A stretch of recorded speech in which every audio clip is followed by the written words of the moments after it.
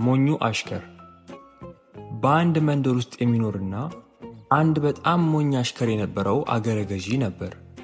አሽከሩ በጣም ጅል ከመሆኑ የተነሳ ምንም ነገር ካለ ትዕዛዝ አይፈጽምም ነበር። ስራውን የሚሰራው ሁል ጊዜ እየተነገረው ነበር። ይህንን አድርግ ያንን አድርግ ካልተባለ ምንም አይሰራም። ካልተነገረው በስተቀር የፈሰሰ ውሃ እንኳን አያቀናም። ታዲያ አንድ ቀን አገረ ገዢው በበቅሎ ተሳፍሮ ወደ ፍርድ ቤት እየሄደ ሳለ የኪስ ቦርሳው ሲወርቅ አገረ ገዢው አላየም። አሽከሩም ስላልተነገረው አላነሳውም። በኋላ ታዲያ አገረ ገዢው ኪሱ ሲገባ ቦርሳው እንደጠፋበት አወቀ። ምን አይነት ክፉ ቀን ነው! ቦርሳዬን ጣልኩት እኮ ሲል አሽከርየውም እኔ እኮ አይቼዋለሁ፣ እንደዚህ ከተባለ ቦታ ነው የወደቀው አለው። አገረ ገዢው ታዲያ ገንዘቤን ስጥል እንዴት ዝም አልክ? ቦርሳዬ ውስጥ ገንዘብ ነበር፣ እንዴት አልነገርከኝም አለው። እርሱም ጌታዬ ሆይ እንዳነሳውም እርሶም ሆነ ሌላ ሰው ስላልነገረኝ ነው ዝም ያልኩት አለ። በዚህን ጊዜ አገረ ገዢው በጣም ተበሳጭቶ ከዚህ በኋላ ምንም ነገር ከኪሱ ወይም ከፈረሱ ኮርቻም ሆነ ከከረጢቱ ውስጥ ሲወድቅ ሲያይ ዝም እንዳይል አስጠነቀቀው። በሌላ ቀንም ጌታው በበቅሎ ሲሄድ አሽከሩ ኋላ በእግሩ እየተከተለ ከጌታውም ሆነ ከበቅሎ የሚወድቅ ነገር መከታተል ጀመረ። በዚህ ጊዜ በቅሎዋ የምትጥለውን ፋንድያ እየሰበሰበ በቅሎዋ በእግሯ የምትበትነውን ጭቃ ጋር አድርጎ በከረጢት ይሰበስብ ጀመር።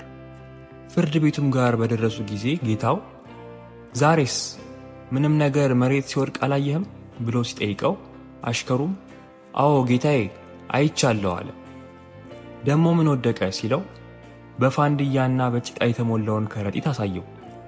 በዚህን ጊዜ አገረ ገዢው በጣም ተበሳጭቶ ይህንን አይደለም መሰብሰብ የነበረብህ ብሎ ጮኸበት።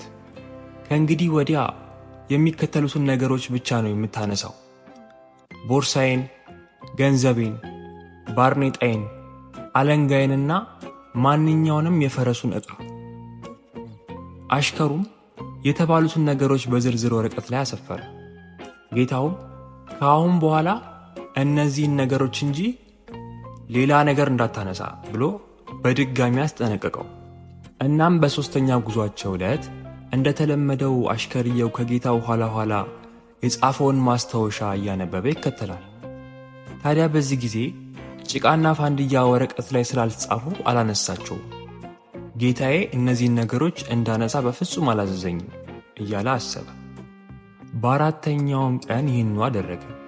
በወረቀቱ ላይ ያለውን ዝርዝር በጥሞና በመከታተል ላይ ሳለ አንድ አደጋ አጋጠማቸው። በቅሎዋ በድንገት ተደናቅፋ ስትወድቅ ጌታውም ጉድጓድ ውስጥ ወድቆ ክፉኛ ተጎዳ።